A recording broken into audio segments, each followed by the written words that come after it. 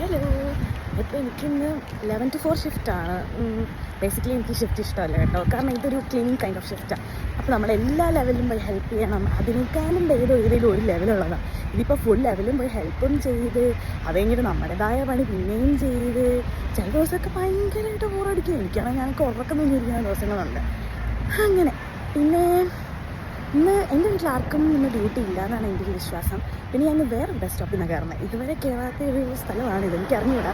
Bus വരുമായിരിക്കും.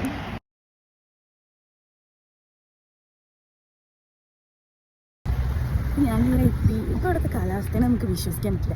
രാവിലെയൊക്കെ ഭയങ്കര ചൂടും വെയിലും ആയിരിക്കും, പക്ഷേ 6 മണിക്ക് കഴിയണ്ടല്ലോ ഭയങ്കര തണുപ്പ്. ഞാനാണെങ്കിൽ കഴിഞ്ഞ ദിവസം ഷിഫ്റ്റ് കഴിഞ്ഞ് പോയപ്പോഴേക്കും കാസൽ ലൈൻ എത്തിയിട്ട് എനിക്ക് വിറച്ചിട്ട് വയ്യ. എൻ്റെ ബസ്സാണെങ്കിൽ 10 മിനിറ്റ് ഡിലേഡ്.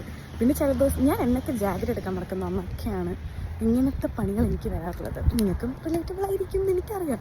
അങ്ങനെ അപ്പോൾ ഞാൻ ഷിഫ്റ്റിന് കയറട്ടെ, എന്നിട്ട് കാണാം.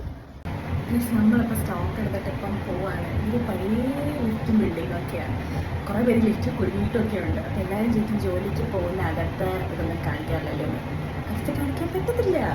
പണി അത് കാണിച്ചാൽ പണി പോകത്തില്ലേ. 3 മാസം ഞാൻ കഷ്ടപ്പെട്ട് കിട്ടിയ ജോലിയാണ്.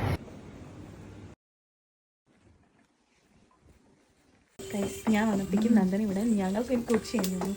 എന്തൊക്കെയാണ് നന്ദന ഉണ്ടാക്കിയേ? മീൻവഴക്കം ഉണ്ടാക്കി, പിന്നെ പപ്പടം ഉണ്ടാക്കി, ചോറുണ്ടാക്കി, മോരുകറി ഉണ്ടാക്കി, ചിക്കൻ വഴക്കണം, ചിലപ്പോൾ ചളമരി ഉണ്ടാക്കും.